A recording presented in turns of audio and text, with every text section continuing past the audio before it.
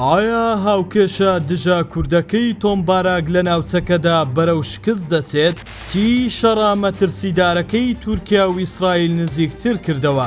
هێرشە لە ناکاوەکانی ئەم دواییە ئیسرائیل بۆ سەر سووریا خەریکە تەواوی ئەو ڕیسا دەکاتەوە بەخووری کە ماوەیەکی زۆرە تۆمباراگ کاری لەسەر دەکات. ناوبراو ماوەیەکی درێژە هەوڵی نزیکردنەوەی پایتەختەکانی ناوچەکە و پەرامۆشکردنی خواستی کورد دەدات بە جۆرێک لاوازکردنی ڕۆژاوای کوردستان یەکێک بوو لە ئامانجە سەرەکیەکانی ئەم پیلانجێریە.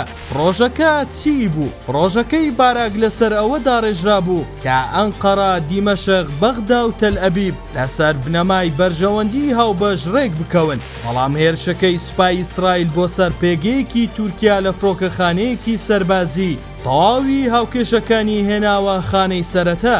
ئەگەرچی لەو ڕۆژەوە باراگ شەو و ڕۆژی خستۆتە سەریەک بۆ خاوکردنەوەی گرژیەکان، بەڵام هێشتا تورکیا و ئیسرائیل لە هەڕەشەکردن لە یەکتر بەردەوامن. ئەگەر شەڕ ڕوو بدات کێ بەهێزترە؟ بەپێی ڕیزبەندی جیهانی بۆ هێزی وڵاتان بۆ ساڵی 2026 ئامارەکان بەم شێوەیەن: تورکیا پلەی نوێیەمی بەهێزترین سوپای جیهان و دووەمی هێزی ناتۆیە، خاوەنی 355,000 سەربازی چالاک و 350,000 چەکداری یەدەگە، خاوەنی 1000 فڕۆکەی جەنگیە کە F-16 دیارترینیانە. لە ڕووی تەکنەلۆژیای سەربازیەوە بە درۆنەکانی بەیڕەکدار و ئەکانجی زۆر بەهێزە. ئیسرائیل لە پلەی 24مینی جیهاندایە، خاوەنی 170,000 سەربازی چالاک و 400,000 چەکداری یەدەگە. ژمارەی فڕۆکەکانی کەمترە، بەڵام لە ڕووی جۆرەوە زۆر پێشکەوتوترە، خاوەنی نەوەی پێنجەمی F-35، خاوەنی پێشکەوتوترین سیستەمی بەرگری ئاسمانیە لە جیهاندا.